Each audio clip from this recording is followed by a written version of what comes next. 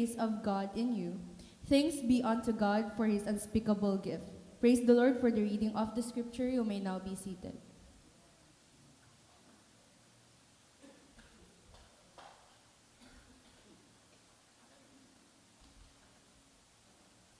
Yan, good morning sa ating lahat. Alam nyo, sa dinami-dami ng uso, ubo pa yung nakuha ko ngayong season na to. So, kailan ba ako inabot? Nakaraang karang araw. Pero anyway, kasi medyo sensitive ako when it comes to ubo, sipon. Kasi naoperahan ako sa baga 3 years ago. Pero pagbalik naman sa doktor, wala naman daw. Simple lang, simpleng ubo lang sa panahon. And ngayong month of July, we will be talking and we will be, thank you.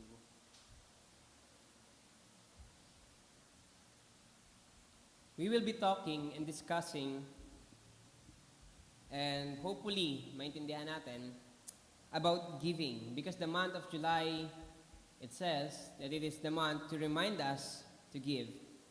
Now, the story na meron ako sa isang giver ay sa story ng isang experience ko on church planting. You know, when I was in Teresa Rizal, nakwento ko na to many times, na meron akong, mostly ng mga attendees namin sa church planting ay mga magsasaka. Nagtatanim ng mani, nagtatanim ng saging. And for almost a year, ay wala akong ibang natatanggap kundi 300 pesos and mga produce nila. It's either mangga, saging, or mani. Na inuuwi ko sa SEM. Imagine, nasakay ako ng jeep, may dala akong isang bungkos ng saging. Hindi pa hinati, talagang kasama pa yung tangkay. So ganoon yung buhay ko.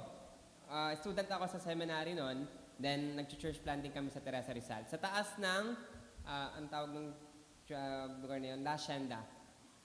At nakakatawa, because some of them didn't even have the means sa financial, so nagdadala sila ng mga produce nila. Nagsimula lang to sa isang tao na nagdala ng mani na itinitinda niya. So akala ko yung mani na tinitinda niya is luto na. Di ba yung binabalatan? Tapos kinain ko, sabi niya, Pastor, hindi pa luto yan. Mahilig ka pala dyan? Oo, actually mahilig ako din.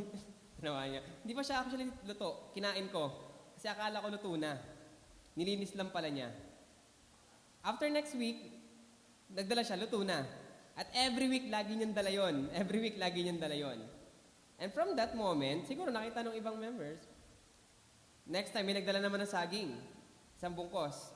Malaki siya actually. The problem there, yung mga youth, pag nakapunta doon sa kusina, Pastor, pahinging isa ha, pahinging isa. Kurot. Hanggang sa maubos na natira yung dulo, yung maliliit. So, akala ko dati senyorita yung binigay niya, yung pala, yung dulo na nung saging. Pero, ganun pa man, sa ganung setup namin sa church, ay nakasurvive ang church for a year nang wala kaming building, wala kaming financial stability, pero nagkaroon ng mga mananampalataya.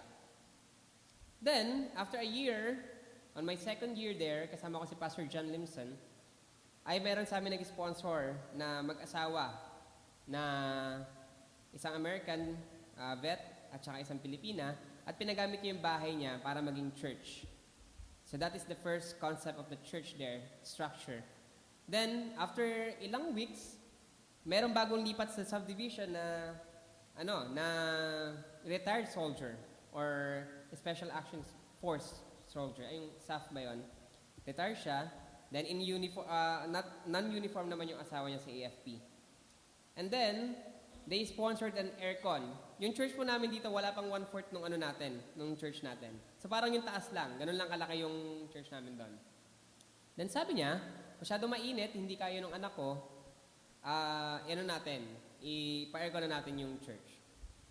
Then after a while, may pumuntang mag-asawa, may 4 na anak, and so on and so forth, hanggang sa dumami yung tao. And we didn't even realize na bago ako umalis ng church at nagpaalam kasi pupunta na ako sa Cavite to pursue the next part of my pastoral calling sa Heavenly People's Church, from 4 people na naabutan ko sa church planting, before I go out of Teresa Rizal, we are now 35 to 40 people. Hindi pa kasama yung mga maliliit na bata. And from that very moment, I further conclude that if the Lord doesn't give the heart of this farmer to provide for that ministry will not grow.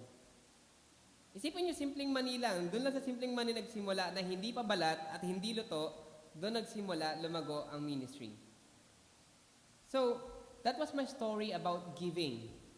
At madalas ko siyang sinashare when I am about to share about giving. But this morning, we will be tackling one of the most known part of giving, which is tithing. At ang title natin ngayon, umagang to, tithing is not a requirement. Yan. Sige, basahin natin. 1, 2, 3, go. Tithing is not a requirement. So, what do we mean by tithing ba? Ayan, nagalaw pala. Galing siya na. Okay. What do we mean by tithing? Someone claims tithing is not a requirement. So, actually, they typically refer to the New Testament teaching that Christians are not bound by the Mosaic law, which mandated a 10% tithe under the Old Covenant. Tandaan po natin, the 10% tithes ay ibinigay ng Panginoon sa mga Hudyo, hindi po sa mga Hintil, tulad natin, which we are part of the New Testament covenant. But remember this, the Lord is not changing. Kung ano yung teaching niya nung Old Testament, ng by faith, ng by Him only, and by Him alone, and by a Savior, yun at yun din po yun. Walang pinagkaiba din sa giving. So mamaya pag-aralan natin yan. Now, what is tithing? Ano nga ba ang tithing? Now, tithings is the tenth, o yung eksampung bahagi. In the Old Testament, God commanded the nation of Israel, tandaan natin yung word, the nation of Israel, of their produce, livestock, and income to support the Levites. And the Levites that time is the priest of the church. Sila nangangalaga sa templo ng Panginoon, sila yung nag-a-atone, sila yung nagpre-pray, sila yung namamatahi kapag hindi sila karapat-dapat. Ano? So, it means they were the priest. Sila yung bridge upang makausap ang Panginoon or upang pagpalain ng Panginoon ng Israel. And the religious festival also is part of the tithings. And caring of the poor is part of the tithings. Now, when we say tithings, hindi po yan yung income mo. Let me rephrase. Hindi lang basta income mo. But tithings is part of your ari-arian. Ang iyong ari-arian. So for example, meron kang 100 square meter na lupa. Yung 10 square meter doon ay sa Panginoon. So that is tithing. Hindi lang po yung sweldo mo. So kung meron kang ano pa bang ari-arian natin? Ito actually nakalagay din dito, jewelries. Meron kang alahas, that time, meron kang mga ginto, silver. If you have 10 kilos of gold, wow, laki. Yung 1 kilo doon ay sa Panginoon. That is tithing. At yun po ay hindi once. Yearly po ito. Nagtingin na ng alahas, tatanggapin ko po yan. Yearly po yan. Yearly nilang ginagawa yan. And from that particular teaching ng Panginoon, the Israel survives. Hanggang sa panahon po natin ngayon, the Israelites or the Jewish people is still practicing tithing. At malaki ang pangako ng Panginoon, and Malakay 3:10. Memorize sa Tagalog yan. Subukan ninyo ako, ba't hindi ko buksan ang durungawan ng langit upang ibuhos sa inyo ang masaganang pagpapala? And imagine how the Israelites are so blessed. Sinubukan silang ubusin ng World War II, and yet they are not vanished. There are time in 2012 or 2011, they were being attacked by 7 nations in just one week, and yet they didn't vanish. Kasi pangako yan ng Panginoon sa kanila. Subukan ninyo ako, sabi ng Panginoon, subukan ninyo ako. So why do some Christians say it is not required? Now, on the New Testament never commands the church, kayo, you are the church, to give exactly 10%. But it emphasized voluntary and generous and joyful giving. Doon sa binasa natin kanina in 2 Corinthians chapter 9, chapter 2 pala, sorry.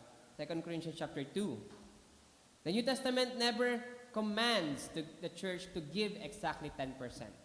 It emphasizes voluntary, generous, and joyful giving. Kasi kahit nga naman ibigay mo yung ika-10% mo, kung mabigat naman sa puso mo, hindi rin yan naaabot sa Panginoon. Remember, yung kakayahan mo, yung meron ka ngayon, wala yan sa kalingkingan ng kakayahan ng Panginoon. Anong pakay niya sa pera mo? Sa Kanya ang mundo, sa Kanya ang kalangitan. Diba? So don't think that I give my 10%, the Lord will be, matutuwa ang Panginoon sa akin. No. It's actually a command sa mga Hudyo. Pero sa atin, ang pinagbabasihan ng Panginoon ay ang puso. At mas mabigat po ang puso. Bakit? Many Christians view that the tithe as a guideline for Christian giving and suggesting that 10%, ang 10% daw ay mapupunta sa generosity. And they emphasize the difference between viewing it as a principle rather than a command. So sa ngayon, itinuturo natin dito sa simbahan natin that giving is not a command. It is a principle. Prinsipyo mo yan bilang isang mananampalataya.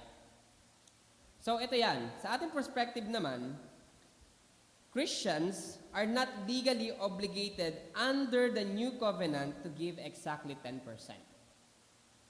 They should generously support the church and spread the gospel. Did you know na dahil sa ating pagbibigay at dahil sa ating pagsuporta sa ministeryo ng Panginoon, ay nakakaabot tayo sa iba't ibang lugar para iparating ang salita ng Panginoon. Imagine, I think sa Baptist history sa Pilipinas, Americans ang nagdala ng baptism ng Christianity. Doon sa amin kasi, on my previous church, sa Alliance, nagsimula kami sa Mindanao. 150 years ago, nagsimula kami sa Mindanao. Hindi na pala 150, 170 years ago.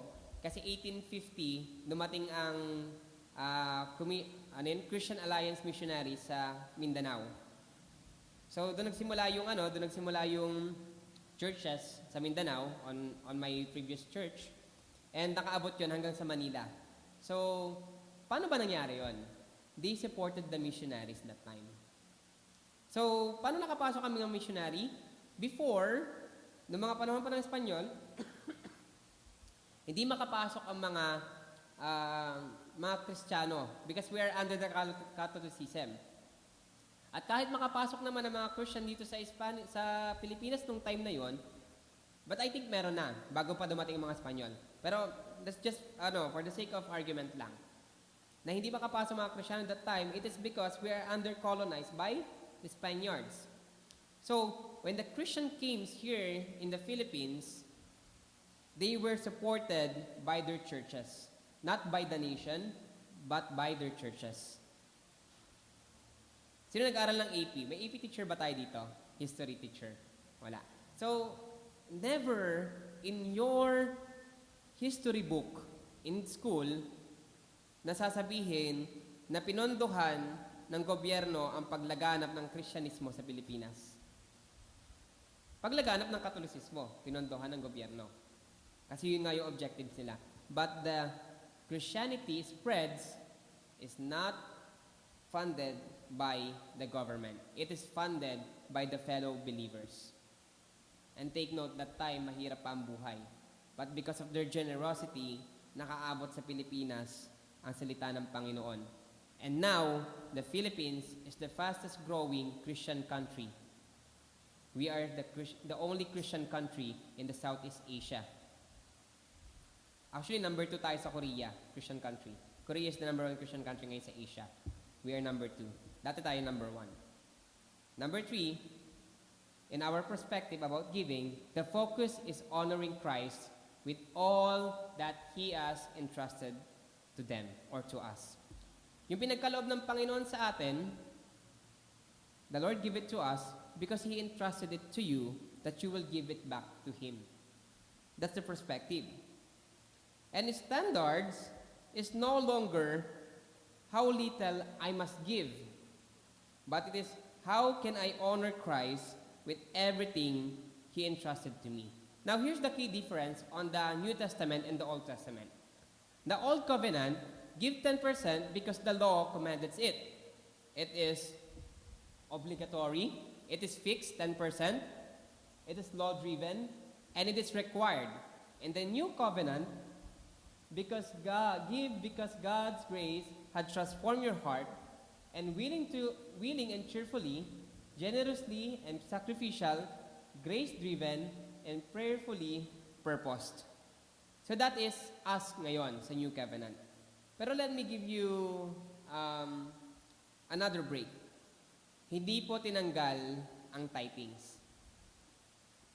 Ang dinagdag lang ay magbigay ka ng nababase sa iyong puso. So that is just a standard, the 10%. Now for this morning, let me ask you a question. How should every believers give in a way that honors God and brings His blessing? Ulitin natin. How should every believer give in a way that honors God and brings His blessing? Hindi po lahat ng pagbibigay ay nalulugod ng Panginoon. At hindi lahat ng ipinagkakaloob natin sa Panginoon ay kinalulugdan niya. Kasi ngayong umagang to, pag-uusapan natin ang puso mo. Ang puso ko sa pagsuporta sa ministeryo ng Panginoon. The main idea for this morning is that God desired His people to give with a heart that is sacrificial, cheerful, and worshipful because true giving reflects His grace and glorifies Him. And I will gonna give you 3 pointers for this morning. Let's start in point 1. And it says, give sacrificially. In 2 Corinthians chapter 9, verse 6, it says, who he sows sparingly will reap sparingly, and he who sows bountifully will reap bountifully. Nakapagtanim na ba kayo ng munggo? Sa bulak? O tsaka sa lupa? Alam nyo, kung gaano karami yung itananim mong munggo, ganon din karami yung aanihin mong munggo. Ang kagandahan lang nito, kasi ngayon genetically na, mutated na yung ilang sa mga munggo na itinatanim natin, nagmumultiply sila. Kaya na nilang mamunga ng at least hundreds. Pero dati, ang isang munggo lang din ang tinutubo, o dalawa, o minsan tatlo. Ayon sa knowing Genesis. And ngayon, mutated na siya, kaya nang dumami. Walang kahit sino nagtatanim ng kakaunti, nangaani ng marami. So kung isa lang ang itanim mo, isa lang din ang aanihin mo. And this, in particular verse na ibinigay sa atin ni Apostle Paul on 2 Corinthians chapter 9, it is not about on what you can receive, but it is about a reflection of what the Lord has given to you. See, Job suffers, Joseph was betrayed, Paul was persecuted, and yet each remained faithfully because their trust was in God, not their circumstances. Now, Apostle Paul compares giving to a farmer sowing seed. Let's talk about these 3 persons. Buhay ni Job, ni Joseph, ni Paul. Lahat sila may pagkakapare-pareho. They are all in the hall of faith. Sabi sa Hebrews, they are all in the hall of faith. And yet, they suffered hardship because of one thing. They are pursuing godliness. And yet, they did not break their spirit. They did not break their faith. But they trust Jesus and God more than ever. Kung babalikan natin ang storya ng bawat isang yan, we can claim or we can makaka-obtain tayo ng learnings about giving. It is not because kasi yumaman sila. O mabara kay Apostle Paul. Job was a rich man. Joseph became a governor. Paul became one of the pioneered church planter. Actually, the pioneered church planter. Naging tanyag sila? No. They are in the hall of faith. It is because they pursued and they reflect Jesus and God in their lives. Now, a farmer, balik tayo na 2 Corinthians chapter 9, a farmer does not keep his seeds in the barn and expects a harvest. Kahit anong pag-iimbak nyo ng inyong kabuhayan, ng inyong ari-arian, o hindi nyo naman ito ibibigay sa Panginoon, hindi ito kailanman maaani. Tulad ng isang buto na inimbak lang sa imbakan, hindi ka mag-harvest.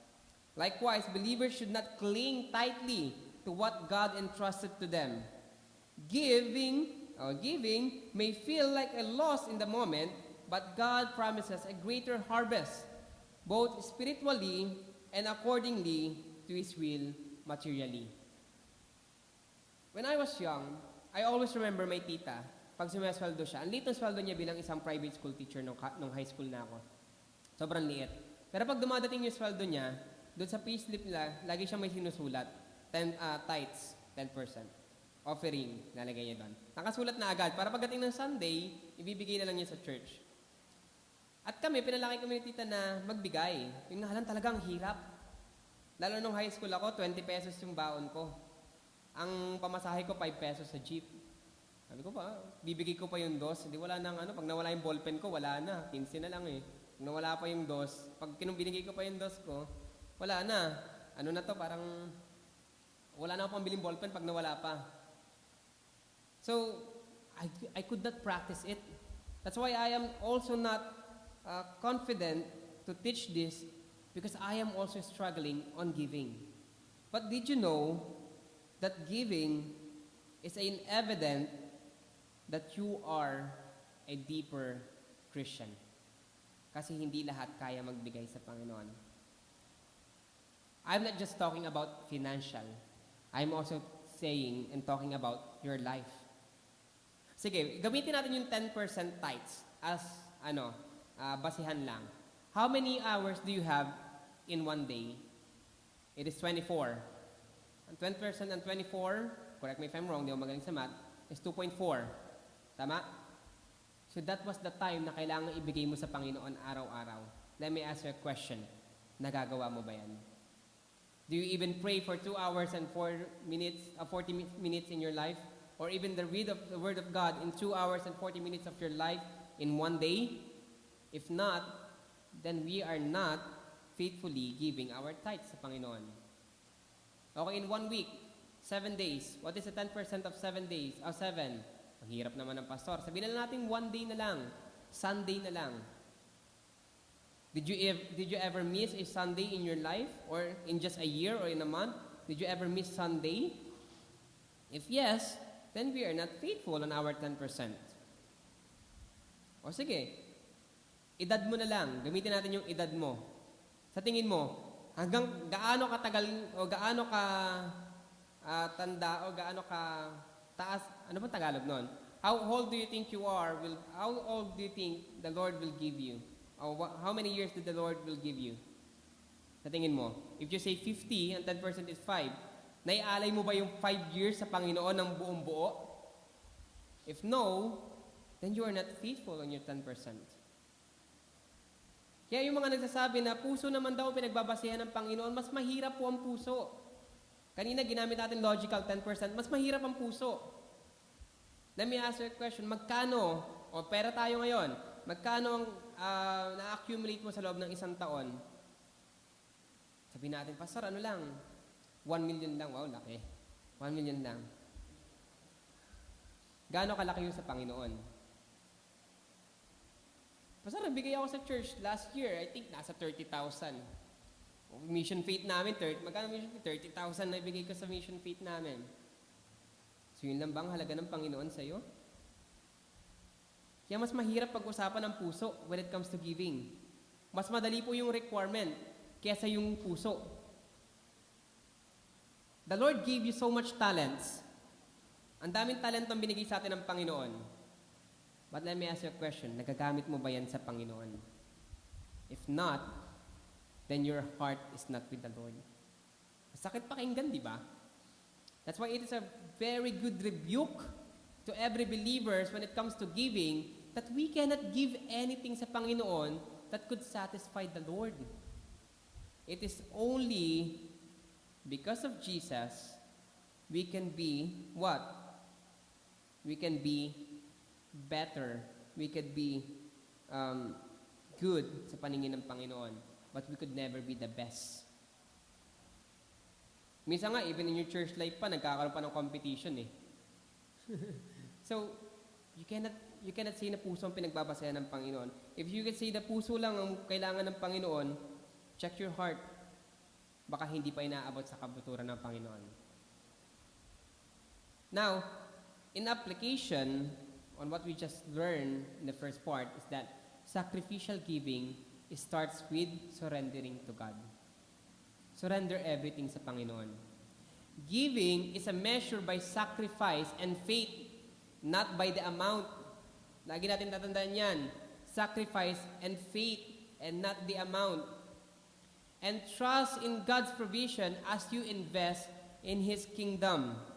A farmer who refuses to plant because he wants to save his seed will never enjoy the harvest.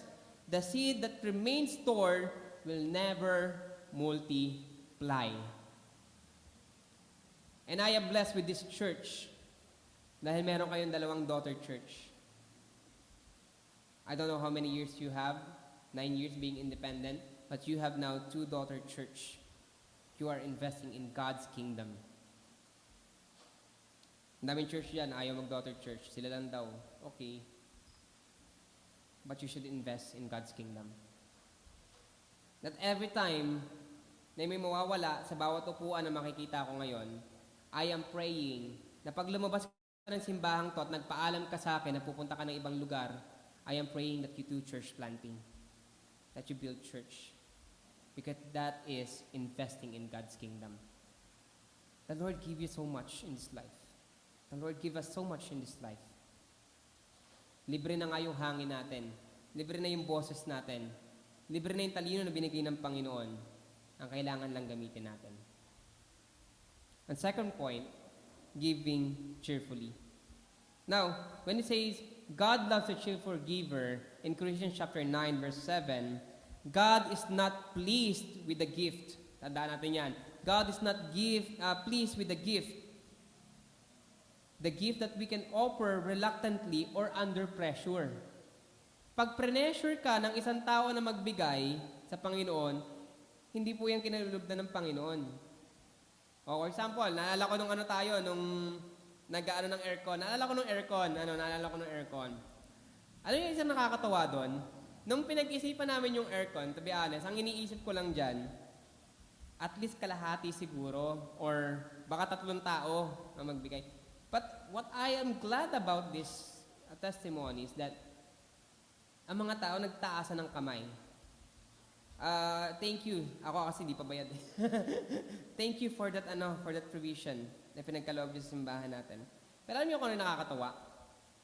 I don't know the story of every one of you, but some of people na nagbigay, hindi lang sa aircon, o sa simbahan natin, o sa lahat ng ministeryo ng Panginoon, yung iba doon sinakripisyo yung pang isang linggo nila, pang isang araw nila, just to provide for the church. That is what we call cheerful giver. Hindi na pressure lang para ibigay. Christian giving is not forced. Hindi po parasahan ang pagbibigay. It flows from the heart, transformed by grace. Sayang hindi ko nailagay dito yung isang picture.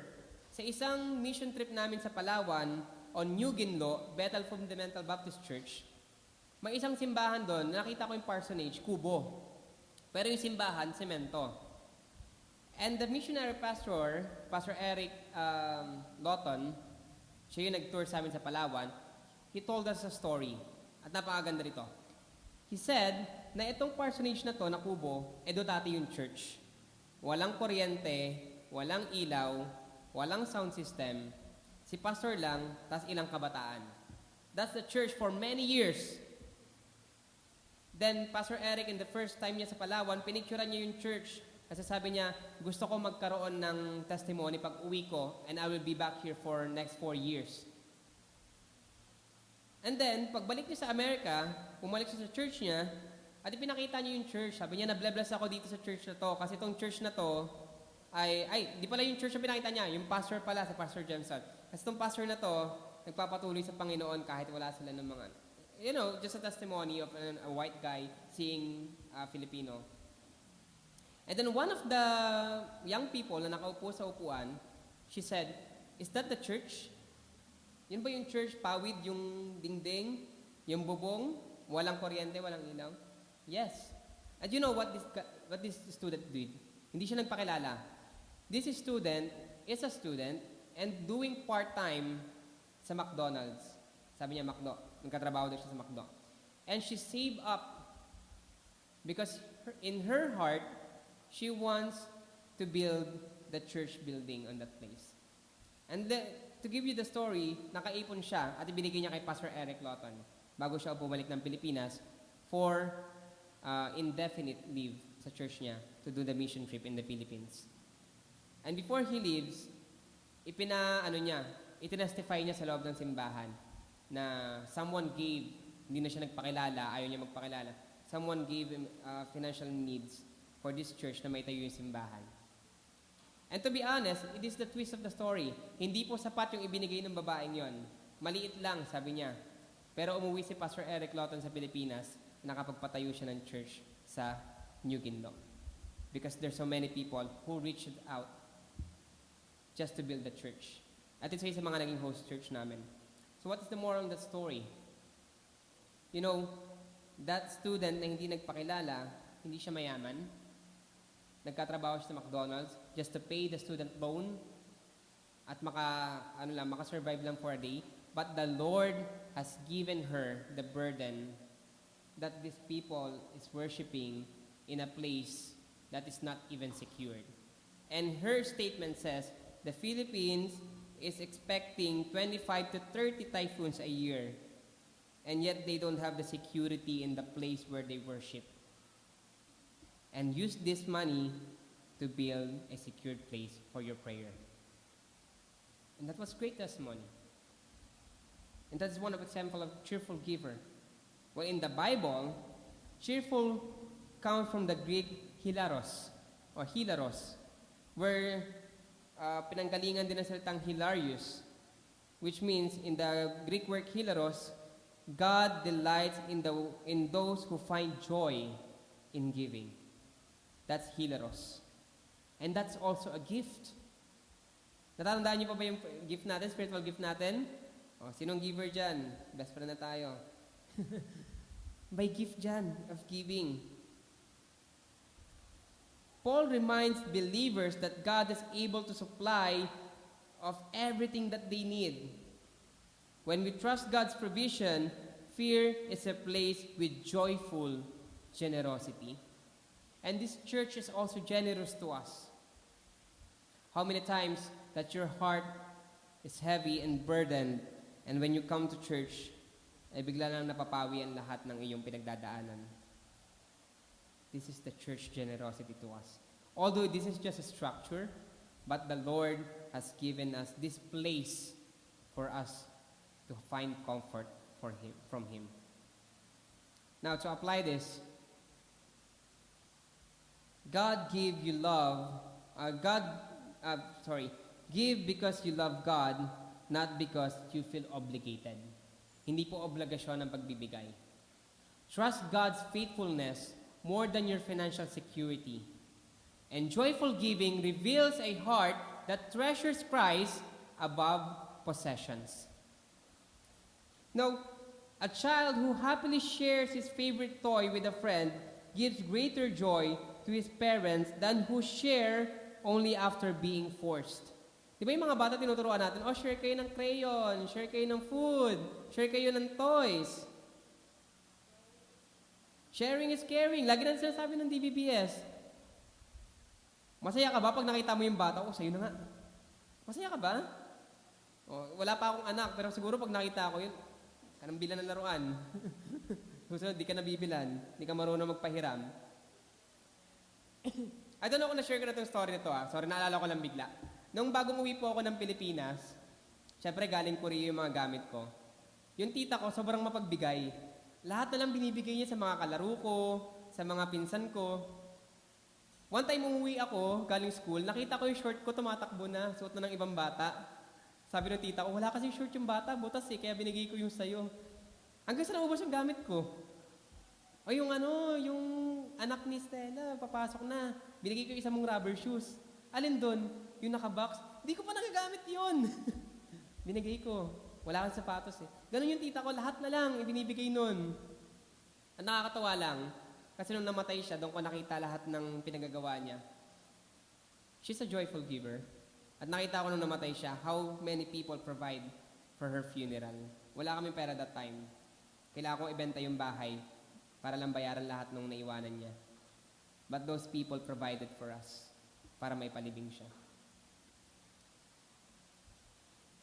The Lord is pleased to us kapag tayo po ay natutong magbigayan. That's number 2. And number 3, give worshipfully. In 2 Corinthians chapter 3, verse 9, 11 to 15. Emphasize ko lang yung 11. Lest Satan should not take advantage of us, for we are not ignorant of his devices. What is his devices? His devices is what we called on kayamanan. The more you cling sa iyong kayamanan, the more you become farther to God.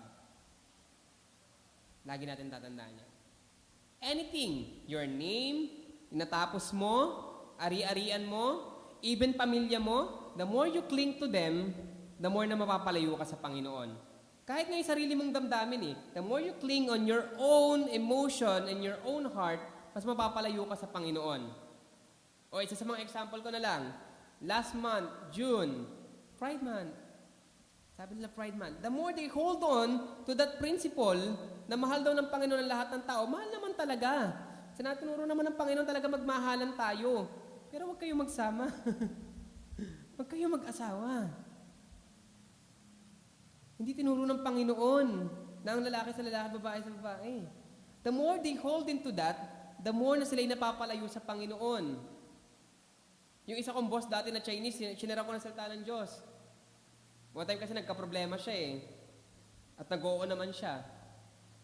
Sabi ko, tara boss, simba tayo pag Sunday. Papayaman muna ako. Pag mayaman na ako, tsaka ako sisimba. Ayun, after 3 years na stroke, hindi na siya makapunta sa church. Pinapapunta niya ako para pag-pray daw siya, hindi na ako makapunta kasi nandito na ako. Give worshipfully.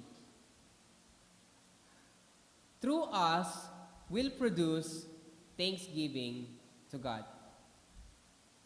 Now, tatandaan natin, mga kapatid, na ang Panginoon ay nagbibigay ng lahat ng ating pangangailangan, and He wants us to have gratitude to Him. Kasi kung hindi mo nga naman pasasalamatan yung binigay sa'yo, pinagkaloob sa'yo, hindi naman nakakatawa ito sa taong nagbigay sa'yo. Or worse, Panginoon na nagbigay sa'yo. Ano bang pinangahawakan mo sa buhay mo? Binabalik mo ba ito sa Panginoon? One of my co-worker, she said, bakit ang saya-saya mo? She asked me, bakit ang saya-saya ko? Sabi ko, nasa akin na lahat Okay na ako sa buhay ko. Sinabi ko yun after ko mag-share sa kanya na may binayaran akong 30,000 na wala na akong pera. Na isang linggo akong nangihingi kay siya ng panggasolina. Shinare ko yun sa kanya. And she said, paano nga sa'yo na lahat? Kasi naranasan ko lahat ng bagay sa mundo. At ngayon, kontento ako sa buhay ko. Bilang isang pastor, music teacher, this is my dream. At nagulat ako, umiyak siya bigla nung Thursday. Sabi niya, ngayon ko lang narinig yung ganyan salita. That kind of thinking is also part of thanksgiving. If you are content enough or kontento ka sa buhay mo na ipinagkaloob ng Panginoon, that's also part of thanksgiving. Now, Apostle Paul explains that generous gifts supply the needs of the saints while also producing thanksgiving, praises, and prayers to God. Every act of generosity become an opportunity for God's name to be honored. Unfortunately, our giving reflects God's greatest gift. And Jesus Christ, since God gave freely His Son, believers should respond joyfully, giving their life back to Him. Dahil namatay ang Diyos sa krus ng Kalbaryo para magkaroon tayo ng buhay na walang hanggan, ang kailangan natin gawin ay ibalik din natin ang buhay natin sa Panginoon. Hindi ko kayo hinihikayat na maging pastor o maging Bible woman if it's not your calling, but I am calling you to give your life sa Panginoon. Do not be a mediocre Christian. Do not be a lukewarm believer. Give your life sa Panginoon, not just your finances, not just your ari-arian, pero lahat ng meron sa iyo, ibalik mo sa Panginoon. Yung buhay na pinagkaloob niya sa iyo, ibalik mo sa Panginoon. Use your life para mapurihan ng Panginoon. To apply this, napakaganda nito. View every offering as an act of worship. Whether it is small or big, view it as an act of worship. Remember that your generosity encourage others to praise God. And lastly, give because you are grateful for God's indescribable gift in Christ. When a missionary receives support, they do not merely thank the donor. They thank God for providing through His people. Faithful giving always points people back to the Lord. Nagulat ako, may tao sa likod ko. Ang pagbabalik sa Panginoon ay napakagandang bahagi ng buhay mo bilang isang Kristiyano. Wala nang masihigit pa na maibibigay mo sa Panginoon kundi ang buhay mo mismo. Now, in conclusion, meron pa yata itong kasunod. Wink.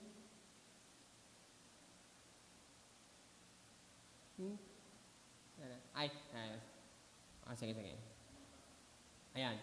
In conclusion, God calls His people to give sacrificially because everything belongs to Him. Give cheerfully because He has first given generosity to us. Give worshipfully because our generosity brings glory sa Panginoon. Biblical giving is not about losing money. It is about gaining eternal impact. Mga kapatid, for this month of July, I want us to emphasize giving. Why? Because it is the least that we can do sa Panginoon. It is the least that we can give sa Panginoon. Wala kang ibang maipagmamalaki sa Panginoon. Wala kang maibibigay sa Panginoon. Ngunit kaya mong suportahan ang gawain ng Panginoon. Let's do math. Hindi ko po favorite ang math, but let's do math. Let's think about this. We know that Philippine economy is bad. Sometimes yung sweldo natin kulang pa sa pang-araw-araw natin. Let's do math. And compute your expenses for the month and compute kung magkano na ipasok na kabuhayan sa'yo for this month. Sometimes magugulat ka, sobra pa yung nakuha mo. Sobra pa yung naibigay sa'yo ng Panginoon. It is one of the evidence that God provides. Kung titinan ko dati, kung paano ako nakagraduate, nung nalipat ako sa Cavite, I only have 1,000 peso per week allowance from the church. From Taytay to Cavite, Cavite to Taytay, gastos ko po ang pamasahe ko. And for that 1 week trip, 700 pesos po yung nagagastos ko. I don't know how do I survive in 300 pesos in a week. Graduating ako, nag-i-intern ako. I don't know how the Lord provide for me that time. Ito pa yung malala. Nakakapanlibre pa ako ng dormmate ko. I don't know how the Lord provide for me that time. The Lord provides. You all you need to do is to give your life to Him. I've heard so many testimonies, and you have your own testimonies about it. Ask yourself, am I giving God what cost me nothing? Or do I give joy or merely out of obligation? Tandaan nyo, hindi po pwedeng tira-tira yung ibibigay nyo sa Panginoon. Dapat buo ang ibibigay mo sa Panginoon. For this month of July, pag-aaralan natin lahat ng giving. First fruit, tithings, mission faith, kung meron kayo nun. Offering. Meron pa yung sacrificial giving. Meron pa ng white gift. Maraming giving, maraming part of giving. Pero pag-aaralan natin ngayong buong month of July. Kasi hindi pwedeng tira-tira yung ibibigay mo sa Panginoon. Hindi pwedeng papagamit mo sa Panginoon yung hindi mo naman kailangan. Ikaw, payag ka ba? Bibigyan ka ng isang bagay na hindi mo papakinabangan? Payag ka ba? Nabibigyan ka ng Panginoon yung pinakamaliit na bagay lang na maaari niyang ibigay sa'yo? Payag ka ba na ang bibigay lang sa'yo ng Panginoon yung hindi naman niya kailangan? Yung hindi mo naman kakailanganin, yung hindi mo naman magagamit? Now let's give back to Him what God cost on our life. For our final word, measurement of your heart is heavier than required percentage, because what redeemed you is priceless and could not be equal to anything else. Ang bigat ng final word natin today, pero ito po ang katotohanan.